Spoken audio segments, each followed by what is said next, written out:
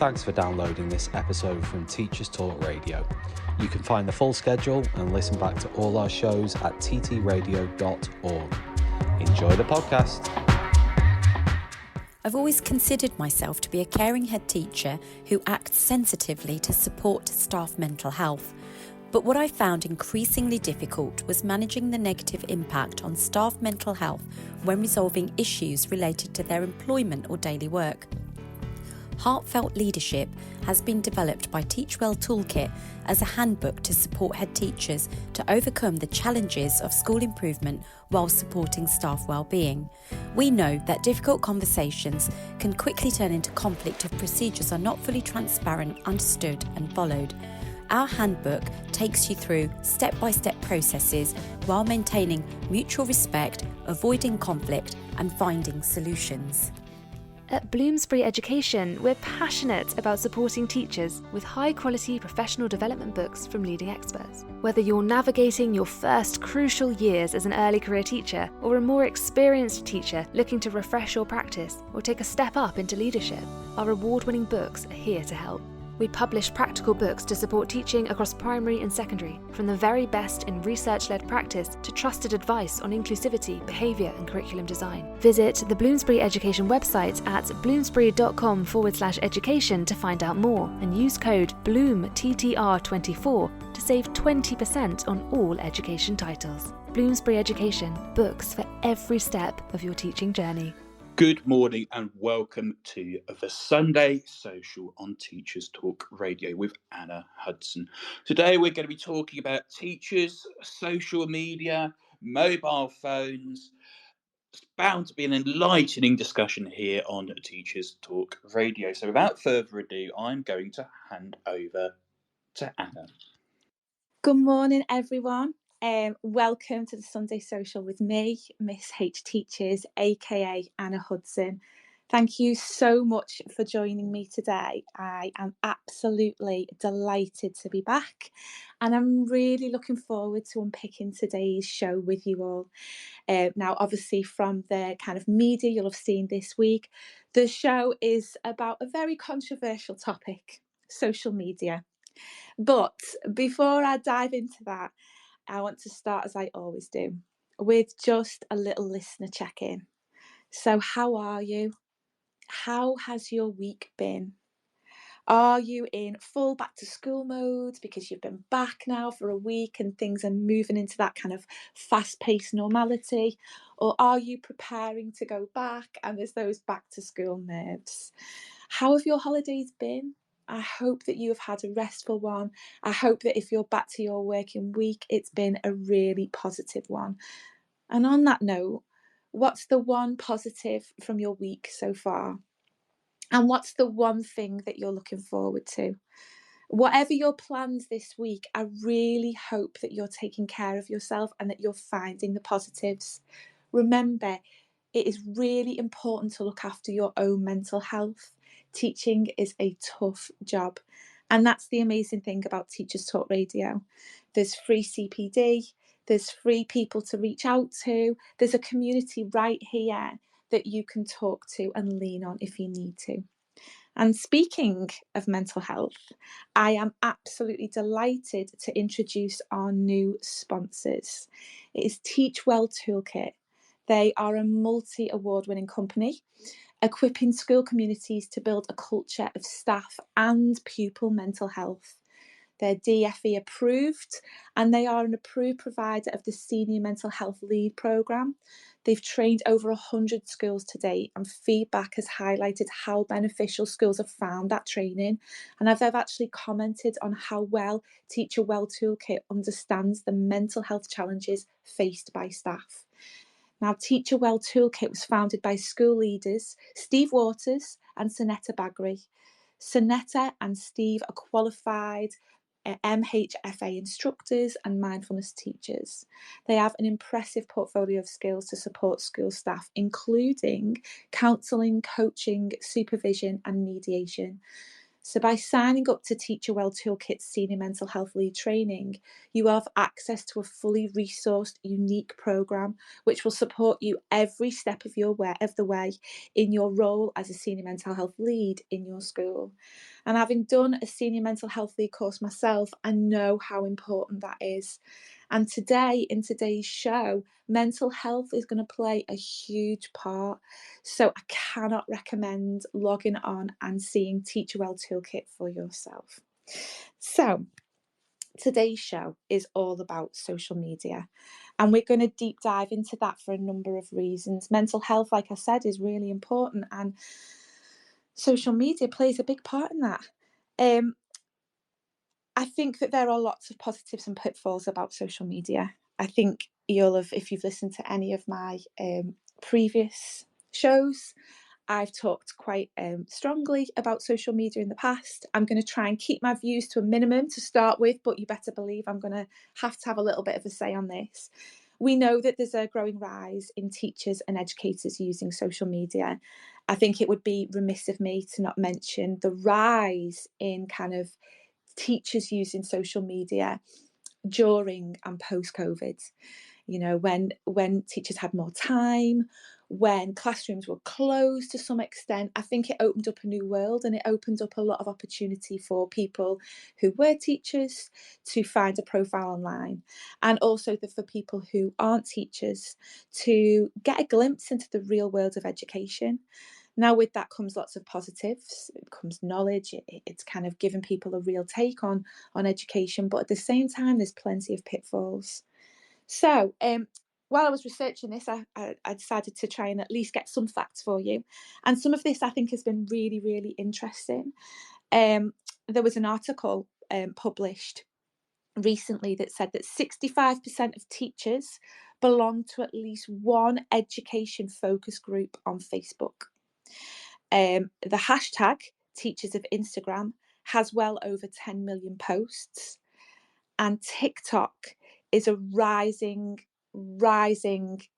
contributor to the education world, with teacher TikTok or teachers of TikTok becoming incredibly popular.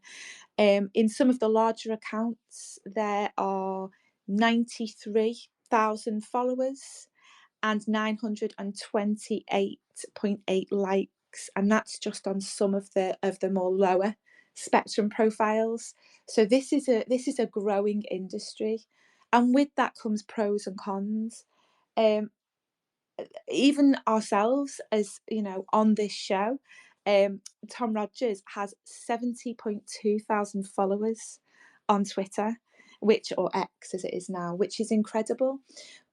It is becoming unpopular. It's an avenue we can use to explore a lot of different topics, and let's be clear, there are lots and lots of positives about social media, and in particular, you know, those strong favourites, particularly Twitter or X as it is now, but also TikTok and Instagram. So what are the positives? Well, for me, I think it provides us with a great opportunity. I am a massive advocate for teacher Twitter. I think that there have been I myself have experienced some real positives in terms of networking, in terms of information, in terms of just reaching out for support, and actually CPD. As I mentioned before, Teachers Talk Radio is an amazing place to get free CPD, but in general, people advertise their courses, their online learning, etc., via Twitter or X as we call it now. I think that, you know, there's a really positive opportunity to network, to reach out to people, to become more involved in a lot of that kind of online educational world. And so that is really, really positive. It's also really positive to be able to reach out if you're struggling or or have a problem that you need some support with. As I mentioned earlier in the show, I am a massive advocate for mental health. I think it's really important to reach out. And let's be honest, teaching's tough. In fact, anyone working in the education world, we know how tough it is. And sometimes we don't want to burden our families with that. And sometimes we don't want to talk to school or to colleagues. So with that comes a really positive outreach, if you can reach out to colleagues from around the world, around the globe, and sort of get advice for problems, or maybe, you know, there's something that's tricky in class and you're thinking, well, you know, I've tried everything, what can I do next? You know, it is really positive when you can reach out and get that advice from a whole collective of people. I think also, you know, in terms of feeling like you're not the only one. So in terms of isolation, I think sometimes if you're struggling, or as I said before, if there's kind of, you know, problems within the classroom or within the school environment itself, sometimes you can feel like you're the only one experiencing it. And by reaching out via these kind of online social platforms, it is really good to know that you're not the only one, and it is really good to be able to reach out for that advice. However, at times there can also be lots of negatives, can't there? Which we are going to deep dive into a little bit, because I do think that that's important. To everybody that's listening so far, if you've got any opinions on social media, whether they're positive, negative, whether you've had any positive or negative experiences, please do reach out. You can either request to speak by clicking the little microphone symbol on the left-hand side, or drop me a DM or a tweet, because we love to hear your thoughts on this. So what are some of the other positives about social media? Well, for me, I think that, you know, having the healthy debates around education is really important. And, you know, there are plenty of those, particularly on Twitter. I think that, you know, the realities of teaching are really important. And one of the things that I think the rise in social media has done, like I said, is allow people to see into the classroom. Now, what I mean by that, to be very clear, is around the challenges of education. I'm not talking about actually filming within a classroom, although we will touch on that later. But actually the opportunity to see what it's like to hear teachers' viewpoints, to get a clear understanding of how difficult and how challenging it can be. I think that's only a positive. I've experienced that within my own friends who don't work within the profession, but scroll through TikTok, look at the content within that, and then saying to me, gosh, I didn't realize it was really like that. I didn't realize how much you had to do. I didn't realize how stressful the job was.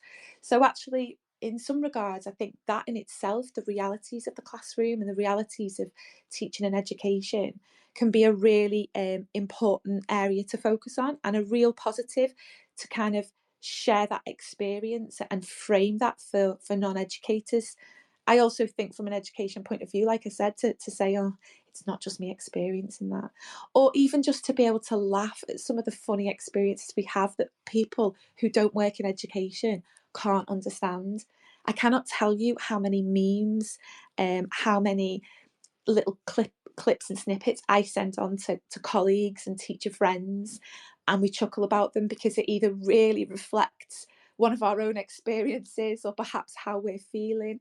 And that collective community, that collective opportunity to laugh and just make those light-hearted jokes in a safe environment, can be really important for well-being, which is really positive. However, like I said, personally, I see a lot of negatives around social media as well.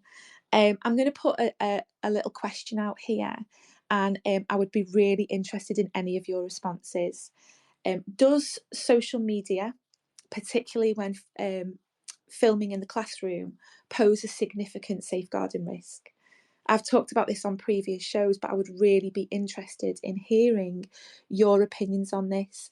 I'm going to abstain from mine now, until any of you, in case any of you have got any feedback first, but I'd really like to know, does this rise in social media, particularly filming in the classroom, does that pose a significant safeguarding risk? What are your thoughts? If you are a teacher or educator and you film in the classroom, please reach out. I would love to hear from you. If you are a teacher but don't film but have your own opinions, please let me know what you think, because I would be really interested. So for the first part of this show, I really want to kind of focus on those positives. We are going to want to get that feedback, and also we're going to dive later into some of the negatives. But I really want to introduce a fantastic guest to start with. I'm going to introduce you to somebody called Ruth. Ruth is an education consultant. She specialises in teacher wellbeing, and she absolutely has a real social media presence.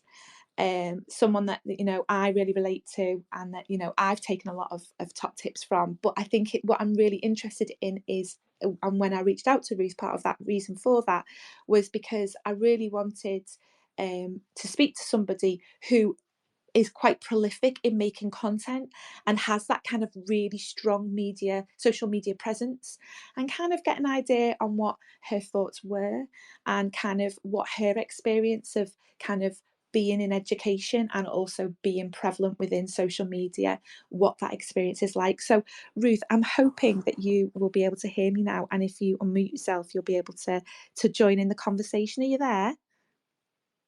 She has been made a co-host, I think. Just if you go to the left hand Just needs side. to unmute. Yeah, Ruth, if you look on the left hand side, yeah, and unmute. Are you there? Yeah, I'm here. Lovely to speak to you, Ruth. How are you today? I'm fine, thank you. And yourself? Absolutely brilliant. Yeah, thank you so much for joining me today. And as I was sort of saying to listeners, I'm so interested to hear your take on social media as an educator who is kind of prolific on social media and has that social media presence, and kind of what your experiences are. So for our listeners who don't know you, can you just tell us a little bit about yourself?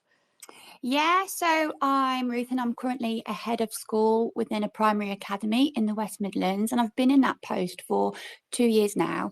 And during my time, I have seen the effect of teachers' workload and teachers' routines on their well-being. So we have put a lot of emphasis in our current provision to help teachers deal with that and help teachers take back their well-being and improve their quality of life outside of the classroom. That's so interesting. Before I got my present role, I was teaching in another school for 18 years. I started on a maternity leave and never left. You know how it goes sometimes. But during those 18 years, I had a whole host of different roles. So, I was a Key Stage 1 lead. Then we needed somebody to be early years lead. So I went off and did that. Then I became an assistant principal. And I also became wellbeing champion in the school as well. But alongside all of that, I was in charge of our apprentices. I was in charge of our ECTs. I was their mentor.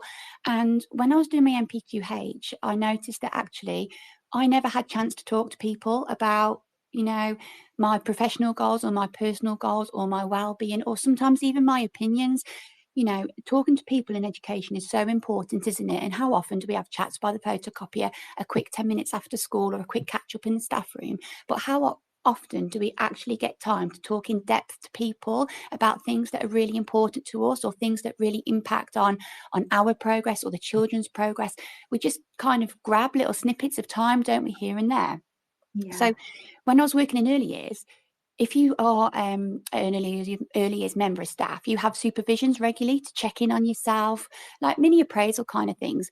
But I think they're lacking for teachers. So something that we've tried to do is open up coaching to all of our teachers now. And it's really, really having a positive effect. So that's where kind of my online presence comes from, because I think that teachers need more opportunities to talk to other people in education, not necessarily people they know, but people who can understand things they're going through, maybe some successes, maybe the challenges, and they should be able to share things on a greater level, not just 10-minute conversations here and there. So that's really where my online presence came from. That's what I wanted to do. I wanted to be able to be on a platform where I could offer support to teachers in terms of their well-being, their professional goals, their personal goals, and their work-life balance. So that is why I created the social media site that I did. Yeah, I think that's, and that too, so because it's so interesting, isn't it? Because what you're saying there is, obviously you've kind of got all this experience still now working within education, and obviously you've kind of transferred some of that onto that kind of social media platform to support on a kind of a greater level. Would you say then, from your experience, obviously, that I guess because you are online and you're sort of sharing that content and kind of having that kind of regular social media presence, do you think that social media can be a real positive then for teachers and for education? I really think, yes, it can, because it makes you realise that actually you're not the only one. You're not the only one who's experiencing these things day in, day out. We Yeah. all need support at different times. And I think that actually, if you know that there's somewhere that you can go to ask for support or to get support, like in a non-judgmental way, that can only be a good thing. You know, I share lots of hints and tips about how to manage working routines and how to improve your work-life balance. But then we also share things, you know, how to boost your confidence, how to build your resilience, and actually how to take accountability in a non-threatening way to improve, you know, your work-life balance and your well-being. Yeah. But being online as teachers and as a community of teachers is of a great benefit to each other, because all the CPD that we are able to share together, all the hints and trips, you know, I follow some people who specialise in SEND education. Now, that's not one of my specialisms. Yes, I've done different courses and I've done, you know, different CPD related to that. But as we know, school budgets are tight. So that gives those people who are qualified practitioners in that area a tool to support people for free.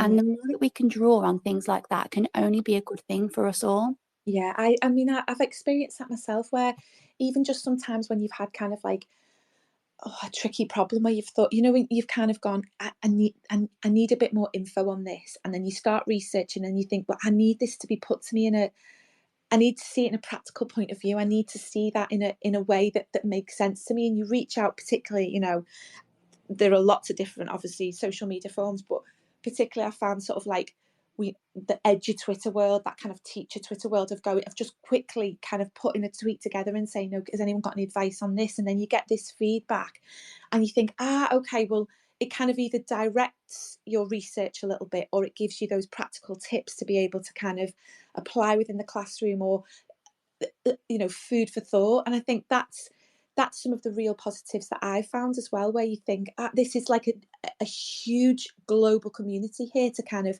to feed off, to nourish yourself by giving tips and advice yourself, but also to kind of to feed off, to get that kind of, you know, get that great CPD, or get that great knowledge. And I, like you said, you know, I think that's really important. And I suppose then that kind of social media presence has helped you. But what do you think about the rise? Because obviously you're on social media yourself, but we're seeing so many more educators now on TikTok, teacher Twitter, and Facebook, etc. What are your thoughts kind of on that kind of rapid rise? Because it just seems to have shot out of nowhere, really, doesn't it? You know, post COVID, Yeah. it's rapid and it's everywhere. I think it's a good thing. I think it can only be a good thing for our community. I think the content that you will look at, you have to weigh up with some caution though at times, because actually, you know, you need to check the credentials of people and you need to check the reasons behind why people are posting what they're posting to a certain degree. But it can only be a good thing. Like, you know, you've just mentioned that you can quickly put a tweet together to get some information or some feedback or some hints and tips and advice or different ways of doing stuff. But actually, you know, the way that in which people are creating like reels, for example, or mobile videos for use on Instagram and TikTok is allowing us to see it in practice as well. Because actually sometimes when we see things that are written down, we don't always understand them fully, do we? But actually seeing them modeled to us in a visual element, that really can be powerful and it can really improve teachers' practice. Yeah, I think I sort of, I'm still quite new to kind of teach TikTok, and there's, you know, I'm still sort of learning about that. But obviously on the kind of the many platforms that are out there, you know, including Instagram as well, I think you're right, there is a lot of more practical application on there, and there's lots of opportunities. And I sort of go between the two, really, because there's part of me that looks at that and goes, this is brilliant because I can take X, Y, and Z from it. The same with kind of Pinterest, for anybody that kind of, particularly in early years, I know that's the greatest users of education Pinterest. Yeah, early years, and those ideas and sharing stuff can be brilliant. But then I guess from a mental health point of view, sometimes I look at it and I go, and you know, I'm not going to name anyone in particular, but I was watching one and it was kind of like a day in the life, and it was, you know, it was like, you know, I come in, I switch my light on, and it was getting ready for this classroom, and they were in it. It was super early. I know it was super early because it was filmed in the winter, because it was still dark outside, and it was super early, and everything was so pristine and wonderful. And I thought, there's a part of me that worries that are we not creating like a comparison culture? Because it's kind of like, it's although they're not telling us to get in early, they're in super early. You can tell that. And then this classroom is beautiful and everything's kept in the right way, and it's all colour themed and wonderful and neutrals and and it's beautiful and it's wonderful. But then the reality is, for other people that work in different sectors, is that's not always the case. And it's like, are we then creating that kind of aspirational, like almost that comparison culture of going, why aren't I in it? Should I be in at that time? Why am I not in that time? Why is my classroom not like that? What can I do to make it more like that? And I guess I worry that sometimes are we creating that in these beautiful reels that are out there? I mean, what are your thoughts on that, Ruth? I think comparison culture can be really, really dangerous. I think it's good to compare and contrast, working routines and different lifestyles in relation to teaching. But like you've just said, if you're watching a video where somebody's coming in at the crack of dawn and switching the lights on at 7 o'clock in the morning and then they're not leaving the building till 6 o'clock, that shouldn't be the norm in teaching. And I know we talk about work-life balance and the teacher's workload, which is horrendous. I'm not saying it isn't, but there are teachers out there who don't go in that early, who don't stay that late. And I think if we're saying, no, this is perceived to be the norm for everybody, then you're making people who don't do that feel inadequate. And I do worry about that. And like you made the point about the aesthetically pleasing settings, you've got the vines and you've got the beautiful environment for the children to learn in, and that's lovely. But not schools all have a budget to do that. And equally, that responsibility shouldn't then fall to the teacher to prepare the room in that way out of their own money. And we all fall into the trap of that, don't we? We're all guilty. You go shopping, I'll just buy this for the classroom, especially when you're working in early years in Key Stage 1, and I'll just get this for the classroom. But that shouldn't be down to us. And I think the more we see on TikTok, in terms of these classrooms that are presented beautifully and they're pristine, but what's the learning that goes on in there? It's like, when you just mentioned Pinterest and we see the tough trays that are set out and they're absolutely beautiful, they're divine and people spend hours doing it, and it just shows their dedication to their job. Let's see an after picture as well of like how the children used it and the mess that was created and the learning that went on, and show the reality of it. So I love these a day in the life because I'm so nosy. I genuinely am. And, I pick them apart and I look at what people have got on the walls and what they've got on the desk and what they're wearing and different things like that. I think they're really good to provide an insight, but we do have to be cautious when looking at them. And I think that's partly some of our responsibility and our accountability to ourselves, because the type of accounts that you want to follow. I follow a couple of people on TikTok. I'm still quite new to TikTok, and I don't think I'm young enough to be using it, actually. I can't get my head around it properly. But I follow a couple of teachers and they have challenges, and they're we're out the door by 4:30 every day. So I watch what they do and I watch how they use their time effectively. And it's really good. So I think we have a responsibility to ourselves, for our own well-being, to follow accounts that are going to make us happier and make us more confident in our roles. So I think some of it does lie with us to that degree. Yeah, that's a really interesting point, actually, and one that I hadn't considered about our own accountability, because you're right. I think, I'm guilty of myself, and because I get to see the reality a little bit because I go into different provisions, and when you go into different provisions, you're seeing different classrooms and you're seeing the realities. And obviously, both of us working within education currently, you can see that you're not out of the classroom. You do see what's going on around you. But I think there is a kind of, I think back to when I was newly qualified, and I think about the rise in social media then, and there was, it was there as a presence, but there wasn't as much emphasis on, kind of there wasn't as much, I should say, rather, like videos and stuff, and the blogging and stuff of kind of beautiful classrooms. But I definitely had that imposter syndrome and definitely had that worry and wanted everything to be perfect. And I think I worry for new teachers coming in, that they feel that pressure because of what they're seeing, and they feel the pressure. But you're right, I think we have to also take that accountability and say, check in and say, not all classrooms are like that, and then also remind ourselves and say, okay, well, if there's negativity online, I'm going to come away from that. Or if if watching this person's beautiful classroom every day is causing me anxiety and causing me stress, I need to step away from that, because that's not productive to me, and actually it might not be the reality for them, because like we say to the kids when we teach about this all the time, what we see online isn't always real. So, you know, we have got that duty of care for ourselves that we don't always put into practice. I was just going to say, we you know, we say to children all the time, don't believe everything you read online. How do you know they're real? You're not catfishing and things like that. And then we look at ourselves and sometimes you think, practice what we preach then. Yeah, that's a really good point, actually, is that practice what we preach, and you know, and step away from that, because that's another concern for me, and it's kind of one that I don't know what your thoughts are. Sometimes I worry that in all this kind of education, this rise in kind of high educational profiles, is it encouraging teachers to not switch off from kind of education? Because, you know, we're in school all day, then we come back and we think about, you know, we think about creating our own content if you've got an online presence, or searching for other content. And are we able to switch off? What have you found? Because obviously you're working in education, and then you've got this online presence. How does your work-life balance with that? Have you found that kind of, are you able to switch off? Is it tough at times, or is it kind of a joyful thing that you find in creating that content? So to enable myself to manage it all properly, I really have to set like strict time schedules. Yeah. So for example, I'll do 20 minutes in the morning before I go to work. I do nothing during the day when I'm in my day role, because actually that's not my main focus. My main focus is the school and the academy and making sure it's running well and the progress of the children and the care of the teachers there. So I do nothing during the day.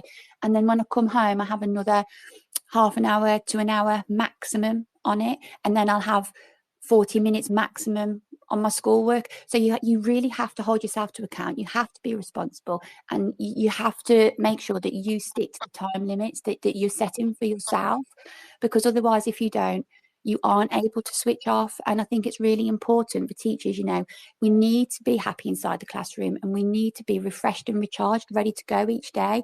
We all know the happier we are, the better we perform, and the better quality of life that we have. Nobody wants to go to a job that they don't like. Nobody wants to go into a job with a negative attitude in the morning, feeling unhappy and anxious about the day ahead. So our time out of school needs to be used making sure that we are in the best possible position, ready to walk into that classroom tomorrow to have another fantastic day, so that actually we enjoy our jobs more. So, you know, we need to look at our routines as educators. So for myself, personally, I start every day with going through the wins from yesterday, goals I want to achieve during the day, writing them down, just noting them down quite scruffily, really, or verbalizing them. And then that sets me up with a positive mindset for the day, because I know I'm going to achieve these things. And then before I leave work, I always reflect on the day. I pick out 3 positives, and they can be really small. They might even be something as small as, actually, I managed to talk to that teacher that I didn't check in with yesterday, or I managed to go and ask somebody if they were okay. They can be really small things. They can be massive things too. I'm all about sharing successes. But before I leave, I get into the habit of, you know, thinking of 3 things that went well.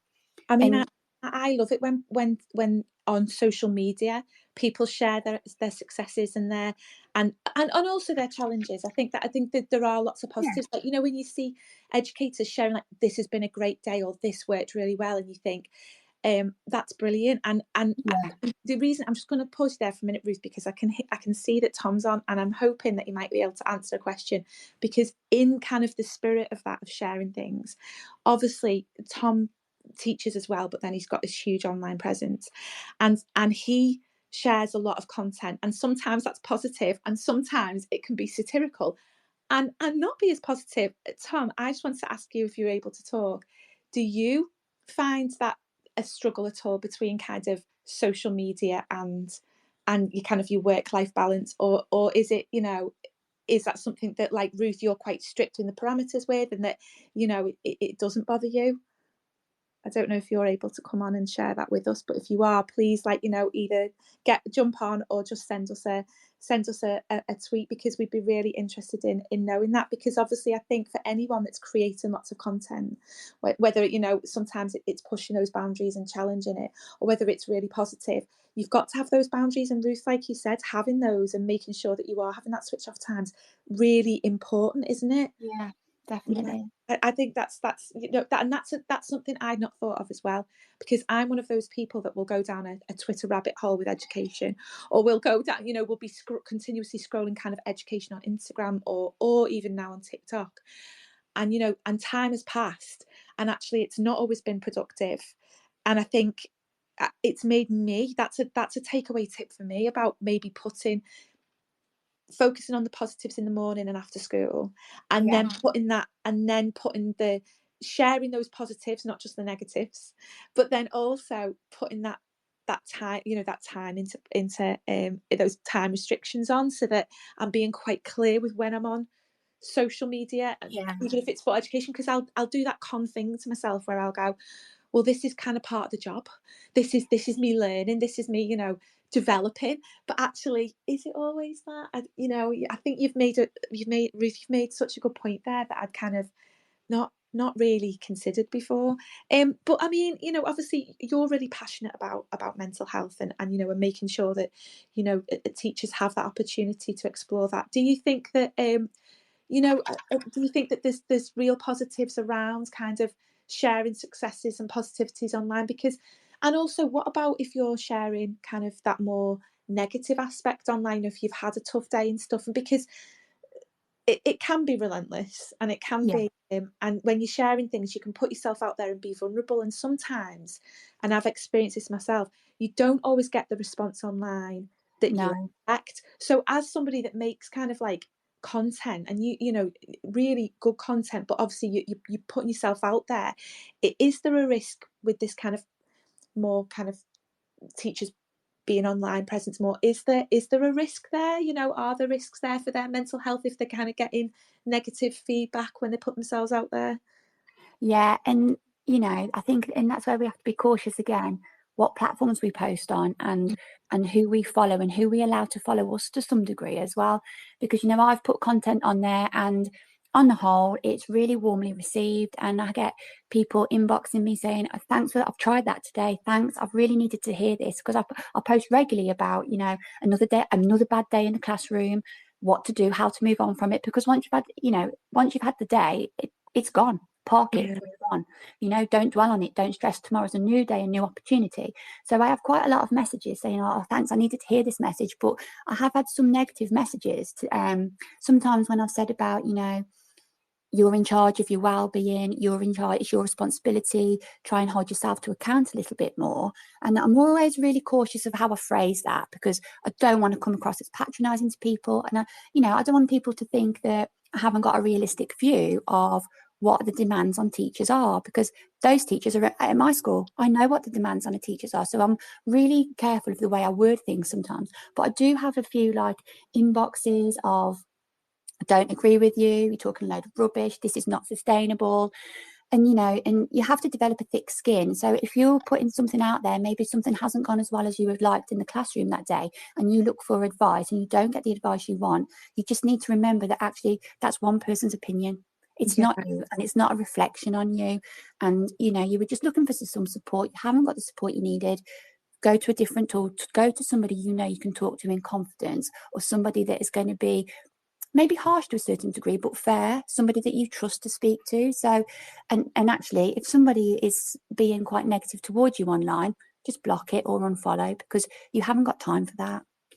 I think that's a really important, and I think that's really important for trainees and ECTs as well to think about. I mean, obviously, you've mentioned your own experiences there of obviously supporting trainees and ECTs. I have myself, and in the last couple of years particularly, it's sort of been the minute they've kind of got onto the training courses or whatever, they're setting up profiles and posting, and some of them are posting really quite prolifically, and that's not always negative, it can be really positive.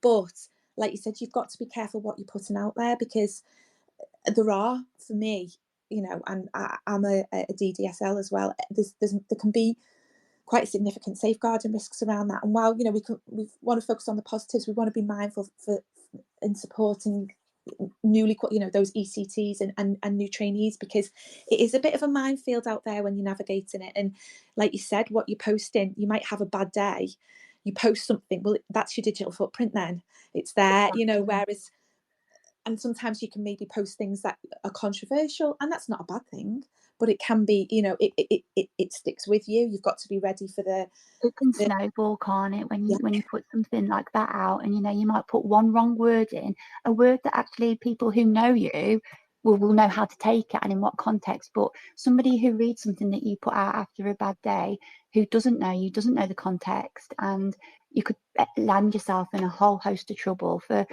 very little. yeah. I mean, I saw it.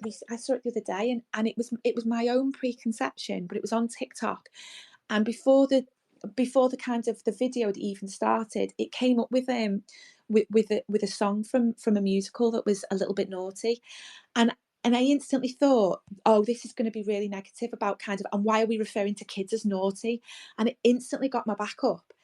And Yeah, the video then went on and was different, but I instantly put kind of my preconceptions on it, and instantly kind of, I mean, I'm not really into kind of like the trolling, or well, I wouldn't even call it trolling, but kind of, I don't really see the point in giving negative feedback unless it's something I feel really, really strongly on.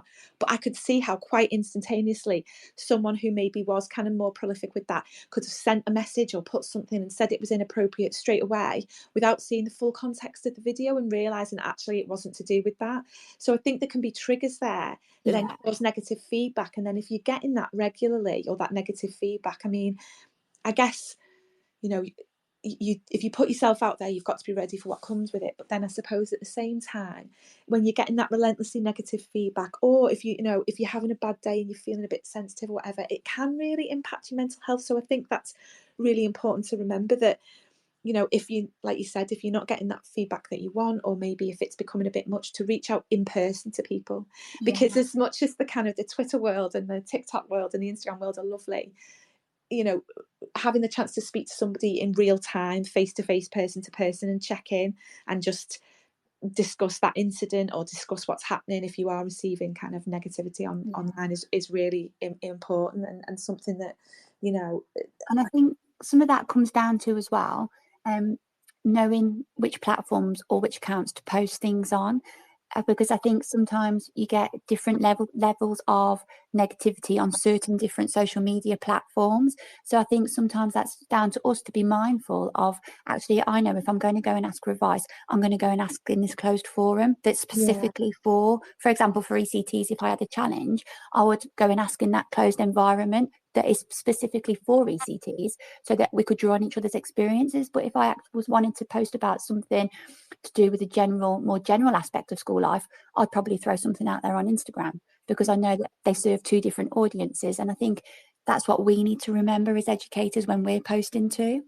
yeah, I think that's again a really valid point, that there are, you know, so seek out the source that's most relevant to what you need, and most relevant to kind of what you're looking for, and also what audience you want to kind of speak to. And Yeah.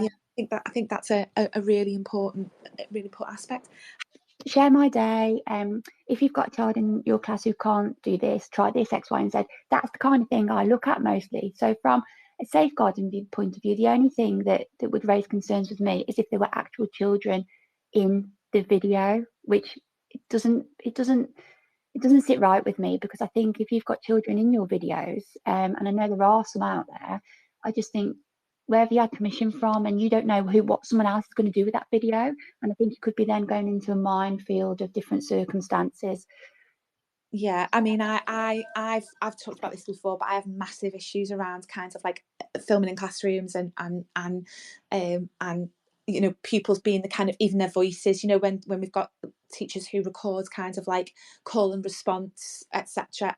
It really worries me, because I don't know where the consents come from. I don't know if that consent's been given to that pupil. I don't know if that pupil understands that, even though it's only their voice in there, that, you know, They're still out there, aren't they? yeah, that they can look back in years to come, recognise their teacher, and know that that was their class, and have they given consent for that. And I think, you know, when we touch on some of the negatives, I feel like I really struggle with a lot of the negatives of social media, and I think that is me being cautious as a DDSL, and obviously my own experience, which I'm going to share with listeners.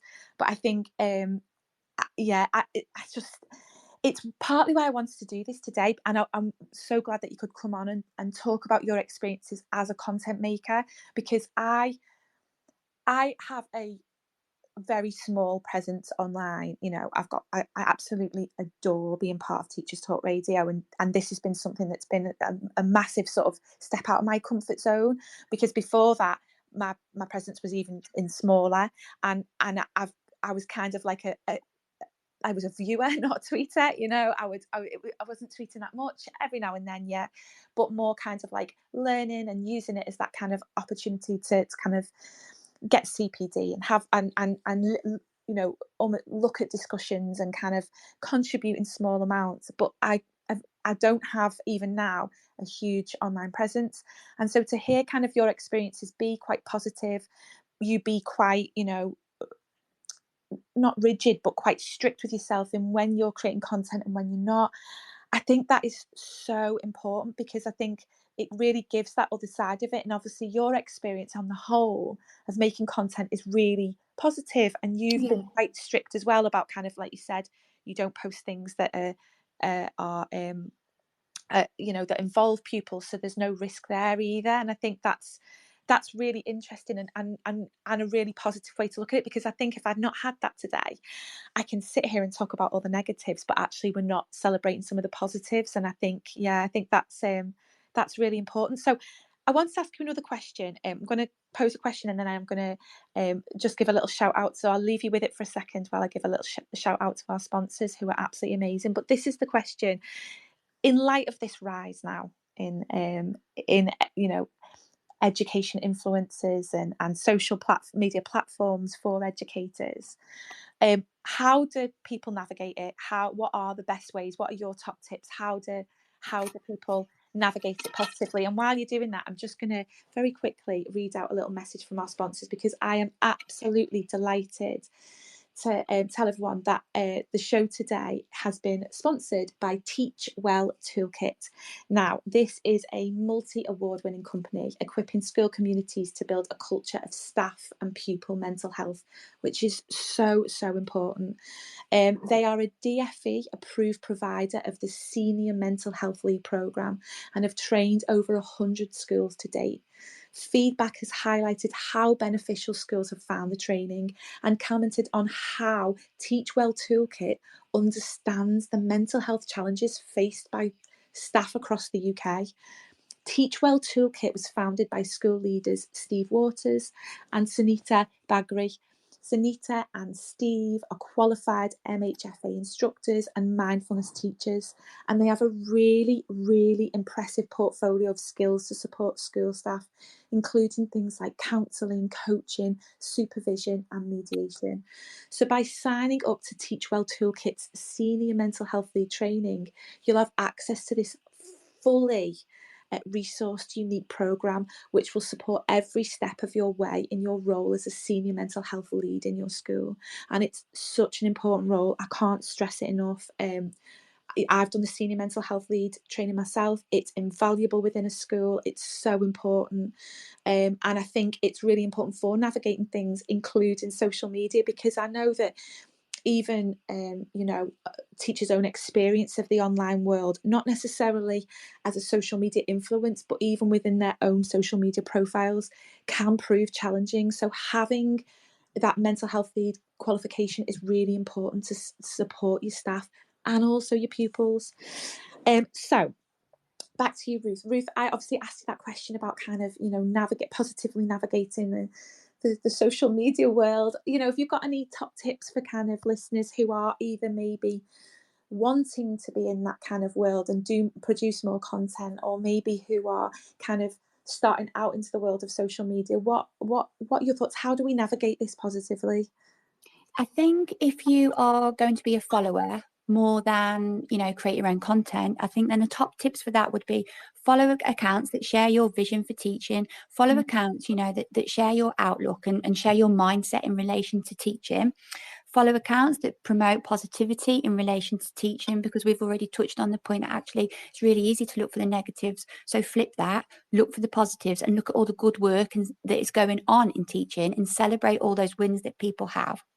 If you are, you want to create an online presence, look at the accounts that are going to suit you in terms of your work-life balance. So, if you're really interested in exercise or physical health, things like that, follow accounts that will help you promote that, and join in with challenges that they have running for free to make you realize that actually this is my priority, and I'm going to join this challenge and hold myself accountable to completing it properly. Follow accounts, that will further your CPD. Like I touched on the point earlier that I needed some CPD provision. It needed enhancing where I currently am. So the key accounts I follow reflect that. I follow 2 really, really dynamic people online who share hints and tips that, we can then trial in our classrooms without the need to spend some of our budget. Networking, it's great for networking. So look to build network and look to build a community with teachers who are similar to you, maybe similar starts to their career, or they might have the same subject responsibility within school. Make links with those. But the most important thing, whether you are a content creator in education or a follower of accounts in education, then set limits and make sure that you set those boundaries. So I know on a Tuesday night I'm going to have a look on the forums and see what can influence me for the coming week. That's a Tuesday night only, but on a Wednesday night I'm not going on social media. So make sure you have those boundaries, or you might set the boundary of, actually, I know when I go home I want to go on Pinterest, I want to go on Twitter, I'm going to go on it for 30 minutes and then the phone's going down. So hold yourself to account and get those routines embedded. If I was an educator that wanted to set up an online presence in terms of showcasing myself and, sharing my practice, then I would be mindful of who I follow. I would be mindful who I allow to follow me. And if I was going to have a public account, then I would be mindful of the content that I post, not to bring myself into any breach of contract or any, disrepute in terms of the teacher's standards. So I would be really mindful of that to begin with. And I would be also cautious of not to share too much of my own personal life, because actually that's you, outside of the classroom, that's yours to protect. And we need to be able to switch off. So we don't want people to be too intrusive into all aspects of our life. So there would be my top tips if you are a follower or a content creator in education. Ruth, I think this is so important. That's so important, and obviously, I'm hoping you'll stay on, because you're kind of the positive to my negative, really, because I really struggle with it, and I think there's loads of things I'm going to dive into now. But I really hope if you've got time, you'll stay on, because you really are that kind of yin to my yang, and you are giving me that opportunity to see the positives that maybe I haven't seen before. Because just to unpick that, obviously saying about giving that information and being mindful about kind of your personal life to kind of your online media life, I think that's one of the things that I feel quite strongly about. So as I mentioned before, I'm not, like most educators, you have your any social media that you have locked down really carefully, and I absolutely did, and was one of those teachers that really felt like I had everything really private, felt that very, very little about myself online, even did the kind of online checks to check that there was very little online, and at the time didn't have the kind of teacher account now I have, and certainly wasn't involved with Teachers Talk Radio. And unfortunately for me, there was a parent that found me online. Now, obviously, parents do, don't they? And we know that particularly, there are parents that find that find them. And, when a new teacher's announced, quite often parents will do their own searches. So you do absolutely have to be mindful of what you're posting, and think about, the what others will make of that. But my experience was that because everything was locked down, it was actually on an open page from something else that I liked, that parent was able to find me through, and then I actually myself experienced harassment from that parent, and it was, and I look back now, and it was it was quite challenging. But it came from social media, and so I had my accounts locked down onto private, but I'd liked an open page, and to be clear, that page was really was nothing at all. It wasn't it wasn't anything that didn't align with my views. It was just an open page on probably something like food or fitness or something like that, and from that, came this kind of really challenging couple of years because of social media. And so I now, as a DDSL, obviously my own experience cloud my judgment, but then as a DDSL, when we think about how children can access online things and and our pupils can search for us and etc., I'm really mindful of kind of teachers that put themselves out there and what content they're creating, and is there things in the background that can identify them. The classroom one is a whole completely different kettle of fish, but the idea that you can be posting from your own home, and is there anything in the background that's identifiable? Is are you mentioning anything within any platform that could identify where you go out or where you socialize or where you live? And I think that's because from a really simple kind of insignificant like of a page, I experience this real negativity. And I think we're dead careful to tell our pupils about being mindful of content and digital footprint and everything else, but sometimes as teachers we think, well, we've put our account on private, that's enough, but actually it isn't always. So that's probably one of my sort of real negatives around being very wary that whatever you put out there can be seen by the parents of the pupils you teach, can be seen by the pupils that you teach. And actually it kind of leads me on a little bit to kind of the idea of trolling. And I'm not suggesting that anyone out there that posts anything controversial is a troll. I'm not suggesting that anyone that offers healthy challenge is trolling. But if you took your tweets or your kind of comments on reels, etc., and printed them off and put them in would you be happy for those to be in your classroom? And would you be okay with that? And I think from the sounds of it, Ruth, the content that you make, obviously you would everything aligns with your values and your views. So I'm going to presume, I'm speaking for you here, I'm presuming you would be happy for for that content to be out there. You're happy for that content to be out there. You're happy for people to see it. But I wonder, for some of people that are maybe posting more controversial views, would they be happy for those to be printed off and pupils to see them within reason and obviously within context? But I think that's for me is that's a concern for me, and that's certainly something that privacy is a big thing for me, I think, and that kind of what we tweet and how that comes across, or what we comment. And like Ruth said herself, Ruth, you said that you had received some negative comments. If they came from educators, would those educators be happy for those comments to be read to parents or to pupils? And we absolutely have to have some context here. We've got to be mindful that teachers are allowed to have opinions, they're allowed to comment on things, and they're allowed to have healthy debates, and that's really important, I think. But I just wonder whether sometimes when things are really controversial, or we're really kind of exploring things, would you be happy for those to be out there? Are teachers and educators always really mindful of that and thinking about how that can come across? Because it can have a significant impact, not just for for educators or for influencers, but also for their schools. I know that Brent tweeted in and said that he was told not to use our own names, but instead the likes of middle names on social media to make it difficult to find us. The policy was contested and pushed back as crossing the line by the unions, which is a really interesting tweet. I mean, I started this Twitter account as Miss H Teachers because it was just completely anonymous. I think I'm quite mindful of what I post, and it is just within the Twitter kind of world. But I can see both sides of that. I can see that if you're somebody that's really kind of making a lot of controversial content, does that pose challenges for your school?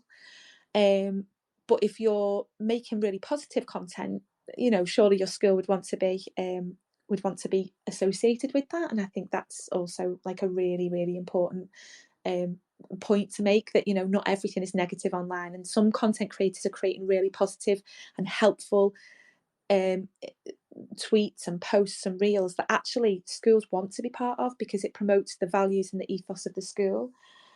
Interestingly enough, I think there's been some quite significant issues around social media, you know, not just my experience, but also in terms of kind of privacy and holding teachers to account for that. I know that I've had a couple of DMs from people about safer recruitment, obviously as part of safer recruitment. Digital footprint. Yeah, the digital footprint. And I know that I had a tweet off somebody that had said that they'd been asked to give all their social media profiles to once they've got the job, so that could be looked at. What are your thoughts on that, Ruth? Obviously, because you work in education, what do you think about that? Obviously, when we do our teacher interviews, we do ask about digital footprint and, you know, your use of social media in terms of, is it locked down? But I think it's too much for us to say to people, give us your Twitter handle, or so we can go and check you out. Because I was reading on a forum where somebody had actually been asked for their passwords. So that, Really? yeah, and I just think, hang on a minute, we're real people.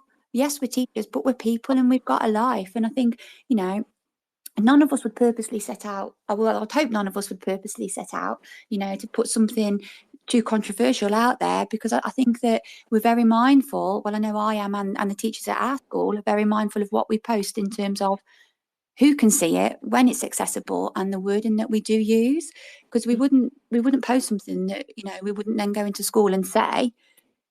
So we have to have that professional conduct at all times, don't we? But I know we need to remember that we are just human beings and we have got a life. And if we want to post something, yeah, let's post, but just be cautious. Just be cautious with it. But I draw the line at asking people for their, you know, their username and their Twitter handles, and definitely the passwords. I mean, if somebody said that to me in an interview, I'd say, I'm sorry, you're not the right school for me. Yeah, I think that, and I mean, that just for me, what a data breach in itself to say we want your passwords to within safer recruitment. Just to be clear, typically they'll just Google your name to see like kind of what comes up and then ask for any safeguarding concerns. But as I say, I've had a couple of DMs and a couple of tweets saying about asking for, you know, actual handles and stuff, and that sits uncomfortably enough with me. Although from a personal point of view, you know, there's nothing, I'm always, like you said, mindful of kind of, while I still have opinions on things, I'll absolutely voice those now. I'm always mindful, and I am quite, you know, conscious of privacy and stuff because of my own experiences. But yeah, I too draw the line at saying, you know, passwords and things, that's a step too far, because, you know, while you've got to be mindful that, you know, your posts are out there, I think, yeah, that's just, yeah, because you could have private DMs in there or anything, you know. No, can you imagine? Oh my God. I mean, interestingly enough, in 2003, at the end of 2003, Safeguarding Essentials reported that an independent article stated that a number of teachers were that the number of teachers being suspended due to misuse of social media had doubled in the last year. And the National College of Training and Leadership said that 17% of disciplinary hearings last year stemmed from complaints regarding the use of social media. So for me, I'm trying to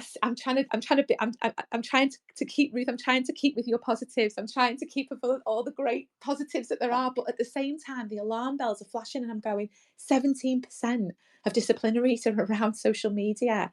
We've got this, you know, we've got this doubling factor of, you know, of teachers being suspended because of the misuse of social media. Now, the context of that isn't clear. So let's... And that's the thing, isn't it? The context isn't clear. Yeah. So and it's also the consistency of it, because what might be acceptable to one head in a school and one chair of governors for their staff might not be the same in another. Yeah, that's very true as well. See, again, there's you giving me that positivity and going, right, okay. And it's true, because we don't know, do we? And the thing is that, you know, that could be inappropriate use of social media as well. So, you know, I don't want to, while I'm not fixated on that, I think for me, there is still a concern that, especially, you know, if you're starting out in this edgy Twitter world, or this TikTok, you know, in teachers of Instagram or teacher TikTok, that we are being mindful of what we put out there, and kind of that it can come back. And that doesn't mean we can't have views, and it doesn't mean you shouldn't post content. I think it's just like you said, it's about making sure it aligns with your views, and making sure that while we're human, it's, you know, it fits with the teacher standards, it fits with that kind of professional conduct. And that, you know, while you can have opinions, you've be careful about, would you say that to somebody's face? Like, the way we do this with the kids all the time. We say, okay, would you say that to their face? Would you say that person? Would you say that person to person?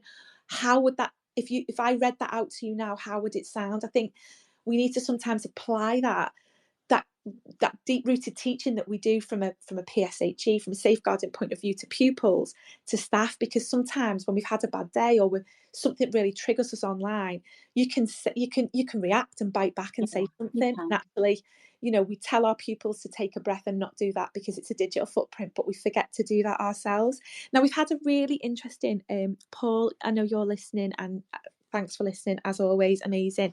And this is something that I hadn't considered at all, but I'd love to get your feedback on this as an educator, Ruth. He said, from a primary point of view, we are asked to post so much school achievements et al. On the school Twitter account, as Ofsted will look at it. And beyond that, it's mainly about warning children about the dangers.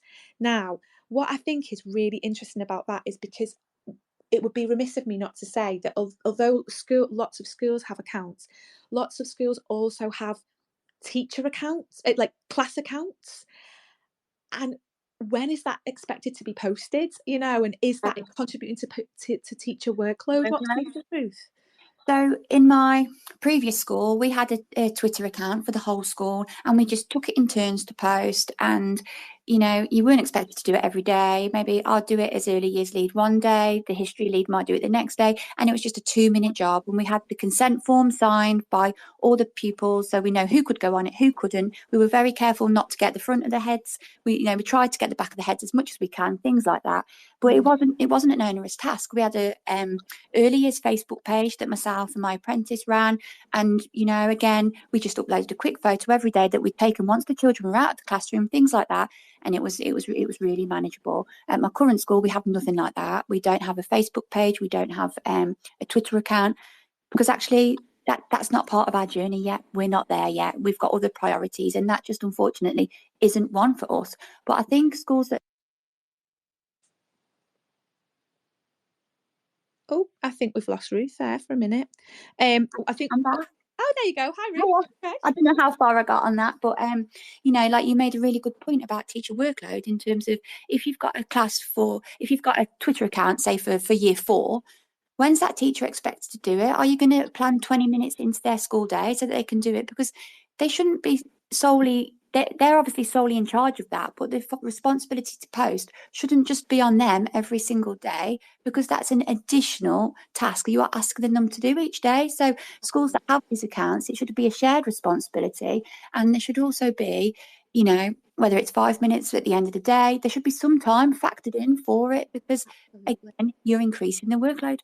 And what are they using? And we've got Brent is going to come on in a minute and speak. And thank you, Brent. I'm really looking forward to hearing your opinions on this. But just really quickly, we put out a poll about teachers using their phones in schools and stuff. And this is something I want to unpick as well. But for me, unless every teacher is given a teacher phone, they may be using their own phones to keep that Twitter, if they've got a class Twitter page, updated. And that just really stresses me out as from a safeguarding point of view, and also from, like you said, that teacher workload.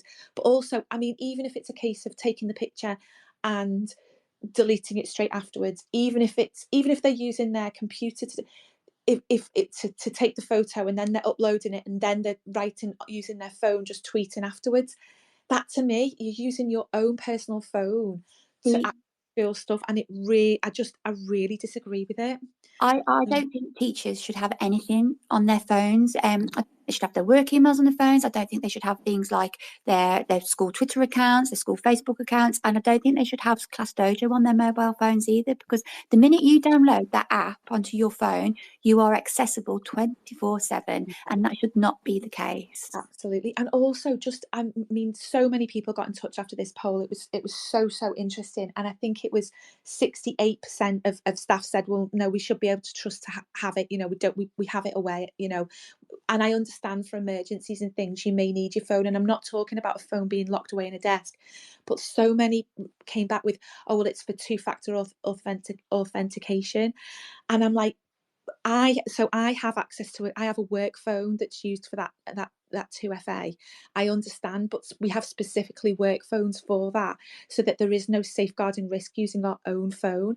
But there were some teachers that were making comments about using it, to contact SLT, to put behaviour points on, etc. And I think it's a massive safeguarding risk, because, like you said, you are you are accessible 24/7 because but also you've got school things on your phone. If you lose that phone, if you misplace that phone, if you give that phone to someone else, for me, it just poses such a safeguarding risk. And I think schools have to make a decision. Okay, we each either pay out and give every teacher who's got the, in schools that have class accounts, a work phone that they use solely for that, or they can only use their computer to access any of the social media, or then nothing's done on the phone. Because to me, even just that two-factor authentication is just such a safeguarding risk, because you've got that on your phone, and if it goes missing, if you lose it, and I know it's two-factor, I know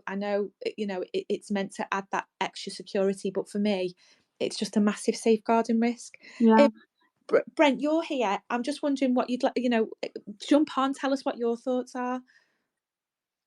Yeah, I mean, I'm great topic, by the way, very relevant. I'm what I'd like to call a very high risk candidate for this, because I am a political candidate in a general election. I am a union rep. I do have a talk show addiction problem, and I do get the local media ring me up and saying, "Can you make a comment about everything from free school meals?" So they've got my number, and I just get all sorts of requests, which is fine. But I have a couple of rules for it, and the couple of rules are: I never mention my school that I teach in, and I'm never negative about my trust or school, because you don't poop where you kind of eat. And that was always, I always contact the trust HR to say, look, I've just done an interview for local radio. This was the topic, and there's nothing coming back on the school, and they're happy with that. They go the opposite way. If there's something really positive, they're always then, oh, mention that, like during COVID, with the laptops that the local, our school got sent out, the media were then ringing up, can you give us some positive examples? So of course they wanted me to use that positively.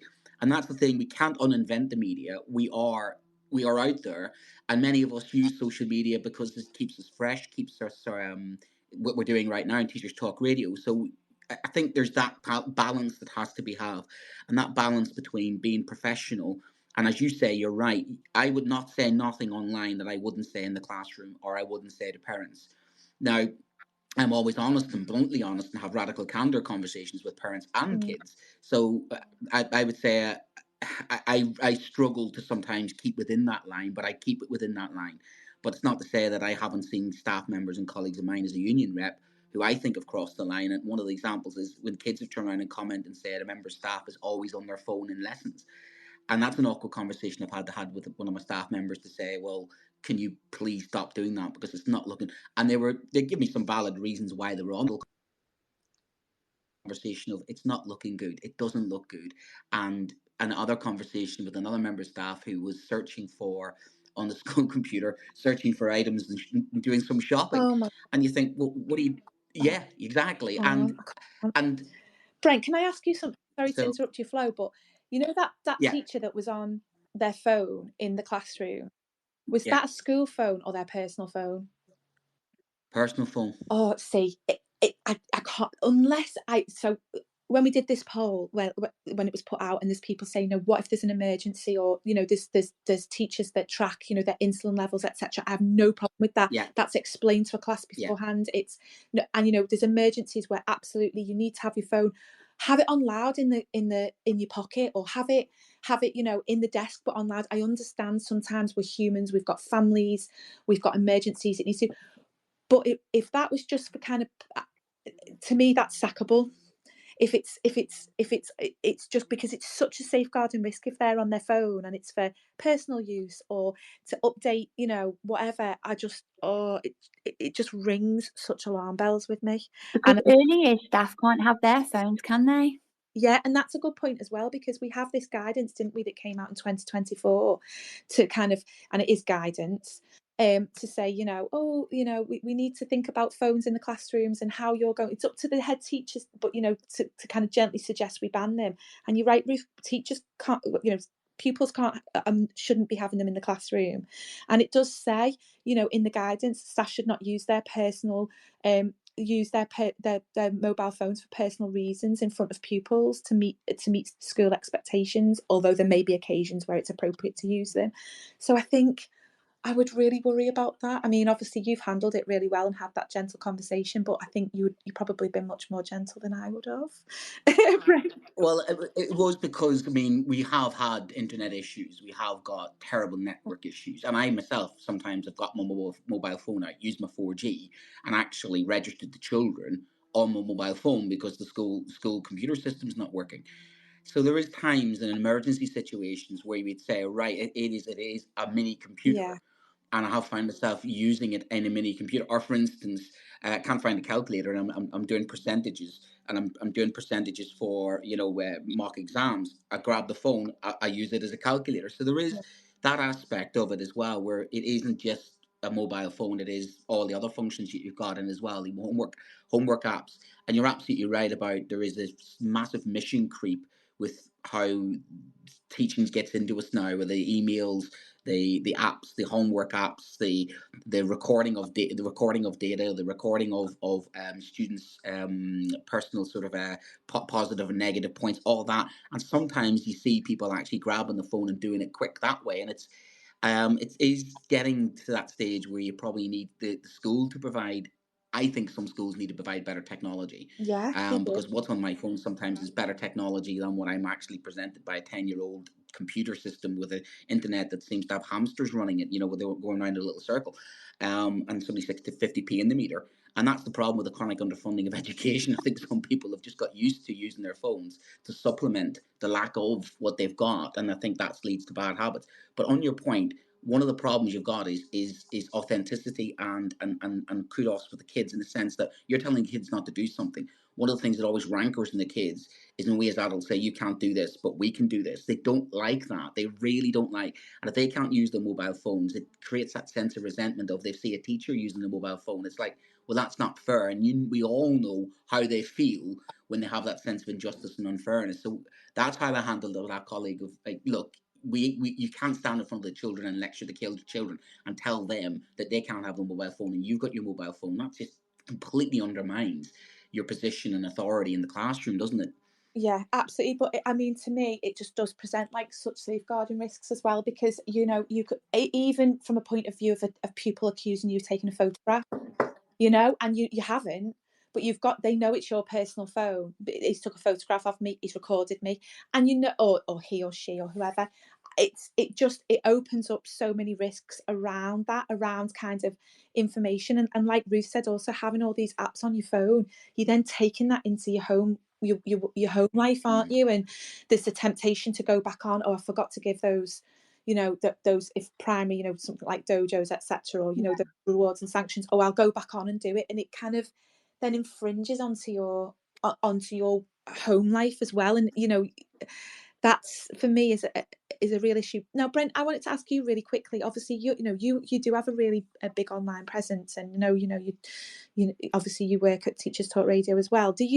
How do you navigate that minefield of kind of social media, and do you see any safeguarding risks in it yourself?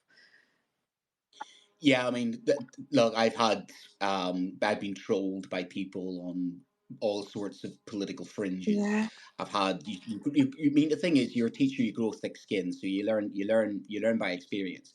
I keep everything secure. I try and separate my personal life with my professional life, with my political advocacy. Just be honest. I mean, if I made a mistake, I've gone to my head teacher sometimes and say, look, that's out there. I'm really sorry about that. Be honest, because it is about being upfront and as honest as possible, and being as transparent as possible. And people like that, and people are more forgiving if you do make a mistake or you've said something. And that's what I would always come forward and say, look, I've made a mistake here. I've put something out there. I'm going to delete it. But as we often say, it takes 20 years to create a reputation. You take 20 seconds of madness. So sometimes I will tweet, but then hold it off and put it into drafts. So yeah, I'm a big fan of, same as emails, of not not getting angry and not posting things when I'm passionate and angry, and holding off. So I have a huge, but like the kids with TikTok videos, I've got a huge number of drafts and draft emails, draft posts, draft this, that, the other. And there are times when I say to myself, I'll come back to that in 10, 15 minutes time, and maybe I'll change my mind. So there is that, having your breathing space a little bit and not getting bogged into the mire, and not sort of biting, because we are living in that world now where there's a gotcha culture. And there's a gotcha culture where there are, kids out there and parents out there with bad actors who are trying to trip people up, and they are trying to undermine. We've seen that with kids with smartwatches. I think that's one we're going to see a lot more of, bringing smartwatches into class and recording what's going on in class, or Yeah. trying to engineer scenarios. And I've seen that spurious claims made by children.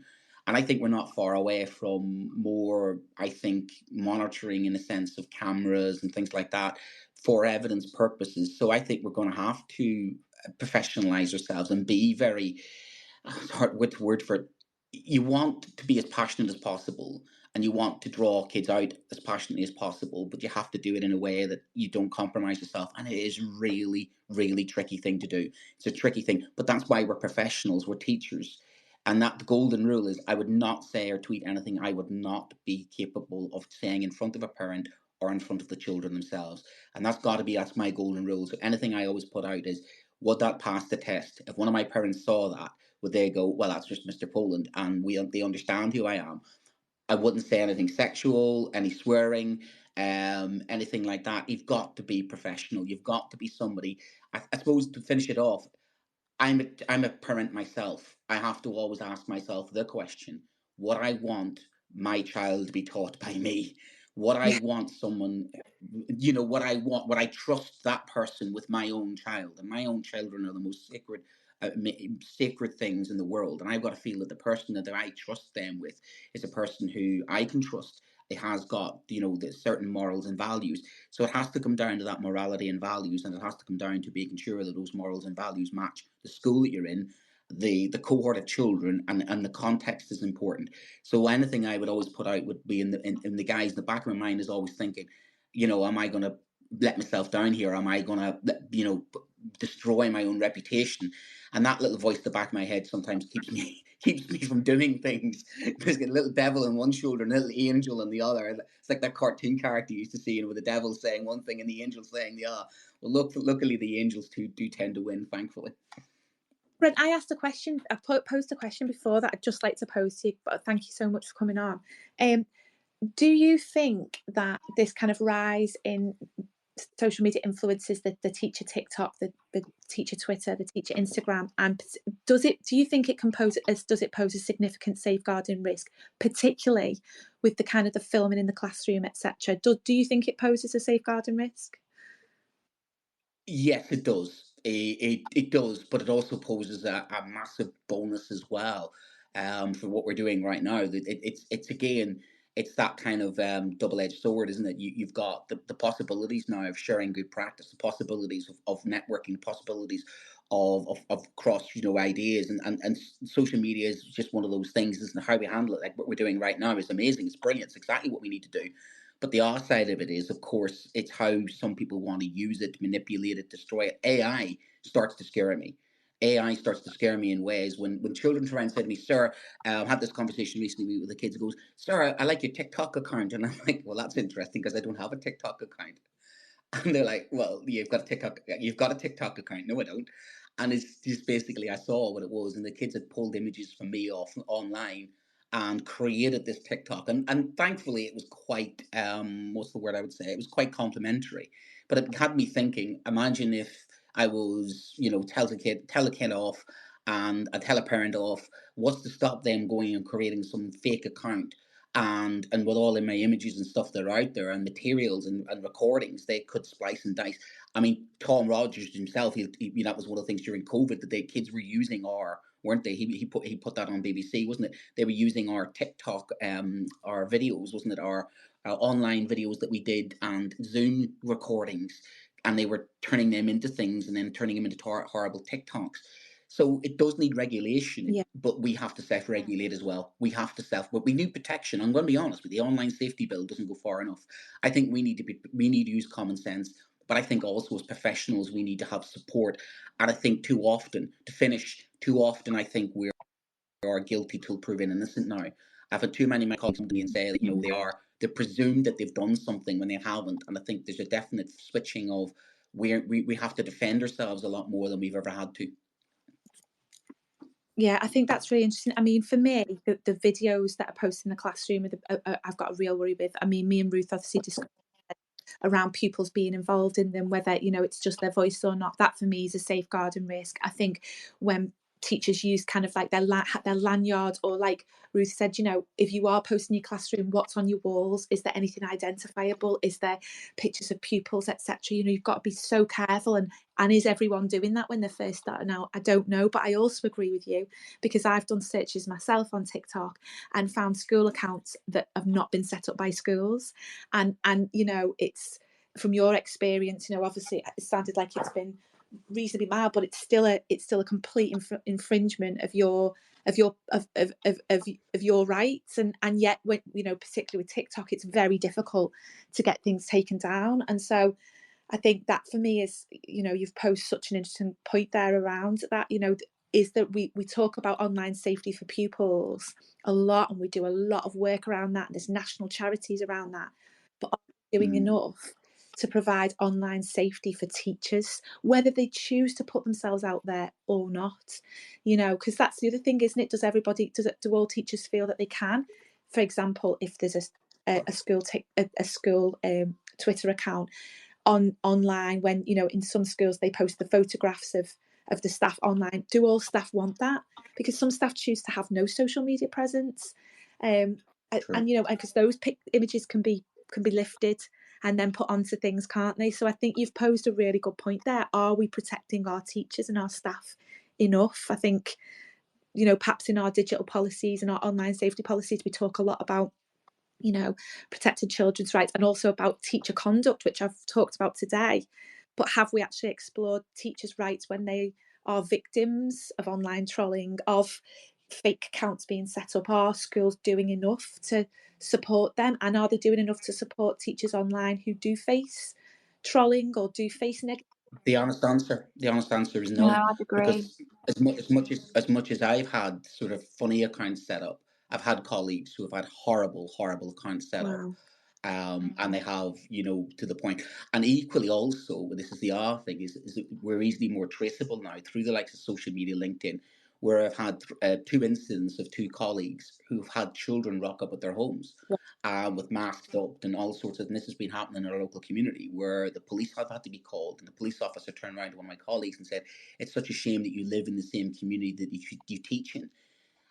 And that's what the reality of it is now. I think we are vulnerable in ways we've never, but we've got to ensure that we don't make ourselves vulnerable. We've got to take care of our end of things. But I think the government, the Department of Education, really need to look at one of the problems with recruitment and retention is we are public property to an extent, but there's a high expectation on teachers now. There's higher expectations than us than there is politicians. When you actually think about some of the shenanigans they got up to, we would got sacked for a lot of that stuff, That's certainly and that's true. not fair. Yeah. That's not fair. The standards are very high in education, and they should be, because they have to be, because what we're dealing with, you're right, safeguarding is massively important, and parents have to trust that we have their children is sort of at the heart, and that's what has to come down to it, is we are entrusted with those children. We have to be a person whose morals and values, public facing, has to be, and that means how we look, how we act, how we dress.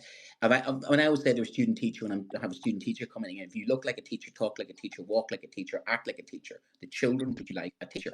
If you don't, that's what happens. So online, if you are a teacher who's a teacher presence online and you're doing lots of teaching stuff online like we're doing right now, I don't think anybody's got a problem with that. It's when we step out of that and then get into the mire, which is the rest of social media, I think is the bigger problem. Yeah, I think, I could talk about this all day. I just want to say a huge thank you to Ruth and to Brent for coming on today and sharing those incredible opinions. I also need to say a big shout out to our sponsors, Teach Well Toolkit. They are a multi-award winning company, and they equip school communities to build a culture of staff and pupil mental health, which from this conversation alone we can see is so important. They are a DFE approved provider of the Senior Mental Health Lead programme and have trained over 100 schools to date. The feedback has highlighted how beneficial schools have found the training and commented on how Teach Well Toolkit understands the mental health challenges faced by staff. Teach Well Toolkit was founded by school leaders Steve Waters and Sunita Bargary. Sunita and Steve are qualified MHFA instructors and mindfulness teachers, and they have a really impressive portfolio of skills to support school staff, including your counselling, coaching, supervision and mediation, which quite frankly might be really important if your teachers are facing any kind of mental health issues, but particularly if that's around our online issues and our online safety. So by signing up to Teach Well Toolkit's Senior Mental Health Lead training, you will have access to a fully resourced, unique programme which will support you every step of the way in your role as a senior mental health lead in your school. And quite frankly, I've done the training myself. I know how important it is to have that senior mental health lead role in a school. But today's conversation has absolutely made me go away and think about if I'm doing enough to support my teachers and their online experiences as well as my own. I just want to say a huge thank you today to Ruth and to Brent for popping on, to Paul and to everybody who tweeted along today. I really hope that you found today's show valuable. I know I've got certainly a lot to think about and take away, including my online presence, making sure that, I am constantly thinking about safeguarding myself, my school, my pupils, making sure that the content I give is positive and has that opportunity to explore mental health like Ruth's, but also that it is allowing me to share my thoughts and ideas, but that it's within those teacher standards, that it's still professional, like Brent said, and that it doesn't open myself up to any kind of negativity that I might face if it wasn't. So as I said, I really hope you've enjoyed today's show. I hope that you can take some tips away from today, and I hope it's definitely given you some food for thought, because it certainly has for me. Thank you so much for listening, and I'll see you all again soon. Thank you. You've been listening to Teachers Talk Radio. Tune in live and listen back at ttradio.org. We look forward to hearing from you next time on Teachers Talk Radio.